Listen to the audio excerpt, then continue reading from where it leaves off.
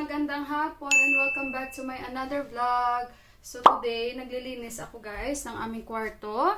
Ayan, papakita ko sa inyo. Naglilinis ako. Ayan yung mga topiin ko. Yung iba na ilagay ko na sa cabinet namin. Pasensya na kayo guys, mainit. Kanina pa actually ako nagsimula sa paglilinis dito sa aming kwarto. And then, magpapalit ako ng mga bed sheets. Kasi kailangan ko nang magpalit ng mga bed sheets. And then, naglaba na rin ako kasi sayang din naman yung araw. And ayun guys, tapos magpapalit din ako ng mga towels kasi sinasabay ko yan, yung mga bed sheets namin tsaka towels sa pagpalit ng mga like 3 days. Pero minsan pag bed sheets okay lang, hindi ko naman agad pinapalitan. Tapos pero yung mga towel pinapalitan ko talaga pag 3 days na. Yun pa guys, mahirap pa, nasira pa yung vacuum namin. Dito, 'di ba sabi ko sa inyo maalikabok dito. Sobrang alikabok.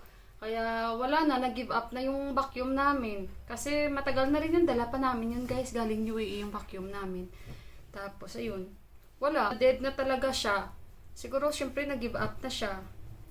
Mahangin, hindi ko binubuksan yung bintana namin dito guys, tingnan. Dito yan binubuksan kasi may best na bigla siyang grabe yung hangin, may best na okay lang, tapos pero diba hindi maganda ngayon ang hangin guys. So, tapos feeling ko minsan, alam nyo yun, na pag binubuksan ko yung bintana dito, feeling ko nasa yung nandito lang. Sinsya na kayo guys, maskulado si Sis Mila this time. Salamat! At least tumataba na tayo, 'di ba? Sa mga hindi happy dati sa akin, alam nyo yun, gusto ko talagang, doon ako na-challenge talaga. So salamat talaga sa mga nag-challenge sa akin noon na sa kapayatan ko, na talagang, alam nyo yun, payat naman ako ngayon. Hindi siguro nagkataon na may time na ako sa sarili ko. Katulad din yung nag-work ako, may time talaga ako sa sarili ko. Kaso, nung nasa village ako, siguro that time masyado ako naging busy, tapos yung focus ko na iba. Pero ngayon kasi, tingnan nyo guys, kahit dito ang pawis ko, nagka-time na talaga. So sa mga nag-challenge sa akin dyan, maraming salamat sa'yo. Hindi ko kayo makakalimutan. Maraming salamat sa panlalait nyo sa akin. So, nagbunga din naman. At saka naging inspirasyon ko kayo sa paglait nyo sa akin. So, ganun talaga minsan. Pag may manglait sa atin, i-take natin na positive. I-take natin sila na isa sa mga magiging inspirasyon natin. Dahil may resulta at may resulta talaga. So ganun din guys, minsan hindi rin natin malalaman yung magiging sitwasyon natin, na minsan supporter mo siya, the next day magiging basher mo na siya. So ganun lang yun guys, yung basher mo, magiging supporter mo na siya in the future. So ganun lang yung lakaran siguro ng mundo sa YT. Minsan meron kang katulad niyan, marami kang supporters, maraming nagmamahal sa'yo, marami kang blessings na darating din naman ang time, mawawala din naman sila. Pero depende yun sa tao. Oh, andito si Yon. Hi! Welcome to my guys! Too much mosquito bite. Too much mosquito bite? May lamok daw. Wala namang lamok. So, say hi first. Hi, good afternoon! Welcome to my guys! Tawa si Yon. Kasi guys, biro lang yun ha. Napanood kasi namin yan. So, thank you again, Ate Titas, oh. Pero, Johan, kailangan ko bigyan ng warning kasi baka ubusin niya. Hello, 10. At saka yung lalamunan niya. 5. 6. Pag sinabi niya 10, 7. 8. Who's doing that? 9. If someone will lose, they will not 10. Oh. Should be different color. Oh, you change this one. Kinuha niya 3, mabilisan. Ayun guys. So, ganun na siguro yung buhay din. Kaya hindi mo rin masasabi minsan na palagi ka na lang nasa taas, palagi ka na lang manlait. Ganun lang yun guys minsan. So, sa mga nanlait sa akin noon, siguro kahit naman hanggang ngayon, lait na lait pa din sila sa akin. Pero, wala eh. Opinion nila yun eh. Wala akong magagawa. So, nang dahil sa kanila, nagpapasalamat talaga ako. Dahil kung hindi man dahil sa kanila, hindi ko rin siguro yun marirealize. At nagpapasalamat din naman ako sa kanila. Kasi ganun yung opinion nila, so ano ang magagawa ko, 'di ba? And sa mga nagtatanong, ano yung sikreto ko? Bakit yun, tumataba ako? Bakit yung mga kino-comment nyo sa akin, wala naman po akong sikreto. Wala naman po ako. Ganun pa rin po ako. Simila pa rin po ako. Siguro nagka-time na lang talaga ako sa sarili ko. Bumalik ulit si Yohaning eh. Pagayaan ko siya talaga, pero hindi pwede. Mga tao din na nagmamahal sa akin, isa din sila sa mga inspirasyon ko na gusto ko rin ako makita nila na masaya ako dahil yun lang naman ang gusto nila, kaya ba't nila ako pinapanood, ang masaya palagi tayo. And then, tsaka hindi ako nagbibigay oras sa mga negative na mga vibes talaga. So, positive lang palagi. So, ayun guys, at tsaka magsisimula na ako, tapusin ko na dahil nakipag-chika na naman ako sa inyo dyan. Diyan lang kayo, enjoy watching. Ito na yung mga natopic ko guys, na kailangan ko na silang ilagay. Tsaka, iseparate ko dahil yung iba kay Ama. Kay Ama na damit nandito. Tapusin ko lang yung aking tinutupi. And then mamaya-maya ulit. Sabayan nyo ako, manood kayo sa akin habang naglilinis ako.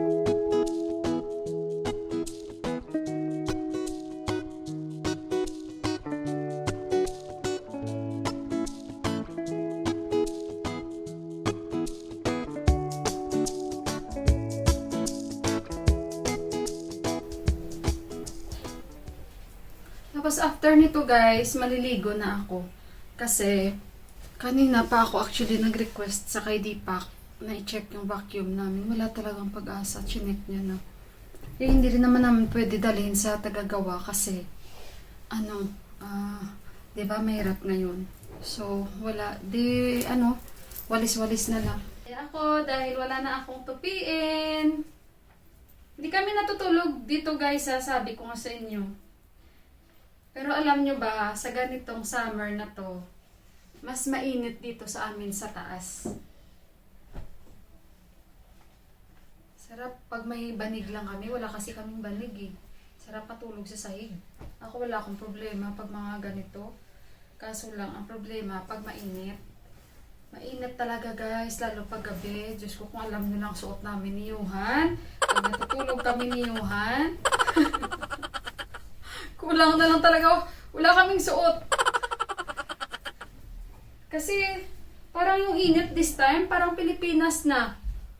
Yung init ngayon, dito sa Nepal, parang Pilipinas na siya guys, kainit. Kasi nga umuwi kami noon, di ba? Nung umuwi kami, alam niyo naman yung init sa Pilipinas, grabe.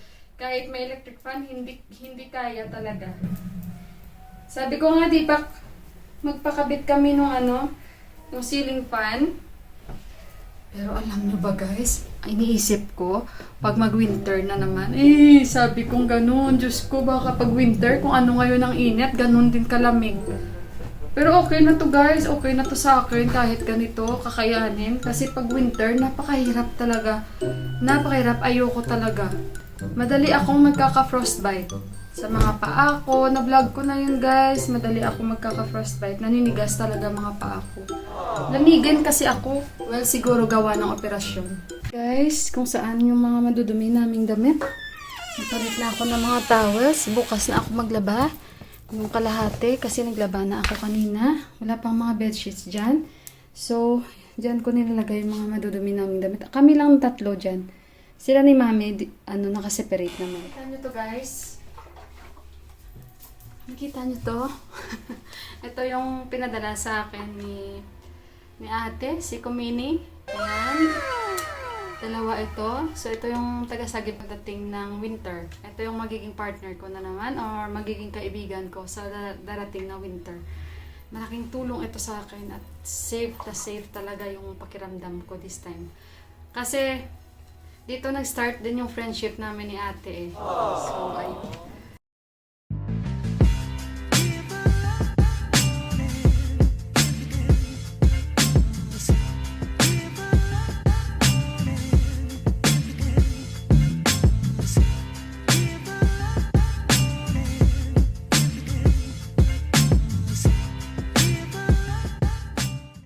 guys, tapos na ako dito. Yung dresser, tapos ko na yung nilinisan.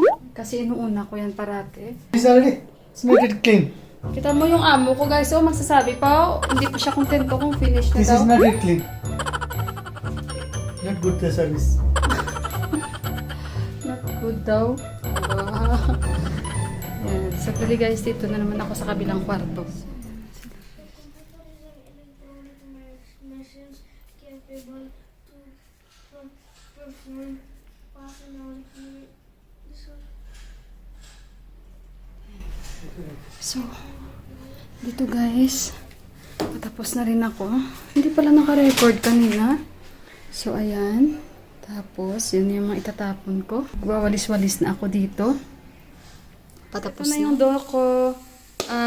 I-ano natin siya, i-rest natin siya. Mas maganda na 2 hours. Kasi the more na mahaba yung rest ng doll, the more na maganda yung magiging result nung pizza dough A natin. few moments Pizza later. ko guys, oh.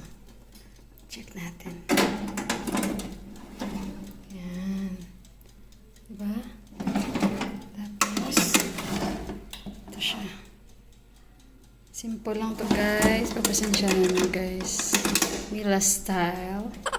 Yan. Maya konti. Natin yung pizza ko parang nasunog. Ay, wala. Okay lang. Okay. Yan. Yuhu! Pero ito, kailangan ko pang talagang lutuin kasi medyo pa siya light. Yan. So, mga 15 minutes. Yan. 15 minutes. So, ito, slice guys. In-slice ko na. Bigyan natin si Ama tsaka si Boa. Then, akyat tayo sa taas. Kain tayo. Tingnan nyo guys. Very simple lang yung pizza ko. Kaya, pagpasensyahan nyo. Cheese lang yan. Tsaka simple na pasta sauce. Ayan.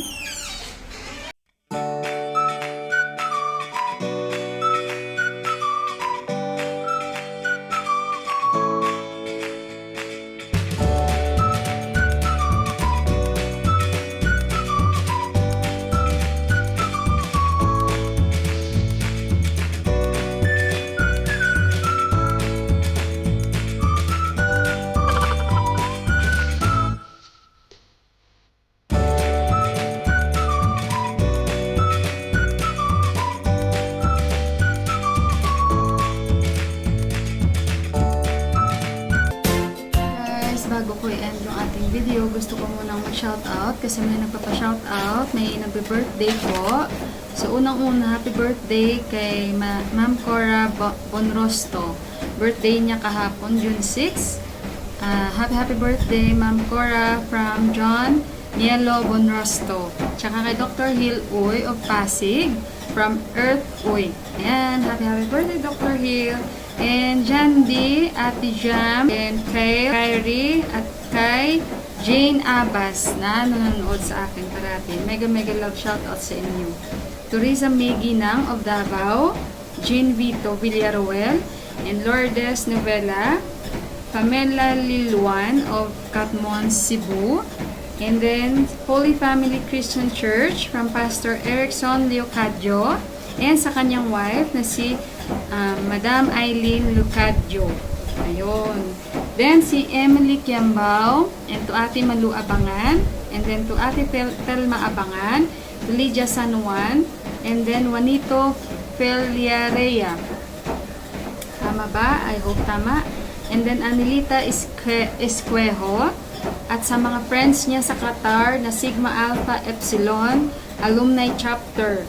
And then to Cecilia Sarcea and to Madam Maricar Mahusay from mayingtech.ph. And then kay Rina and Kurt Vlogs, Mora Vlogs, Marites La Rosa, Lovely Heart, and kay Melody Reyes. So, yan po yung mga nabasa ko na nagpapa-shoutout sa akin. And sa mga gusto po muling magpa-shoutout, mag-comment lang po kayo. And sa mga hindi ko po nabanggit, baka hindi ko lang nakita, mag-comment lang po kayo ulit at pagpasensyahan nyo. So, hanggang dito na lang yung aking video guys. And may God bless us all and I love you and bye-bye!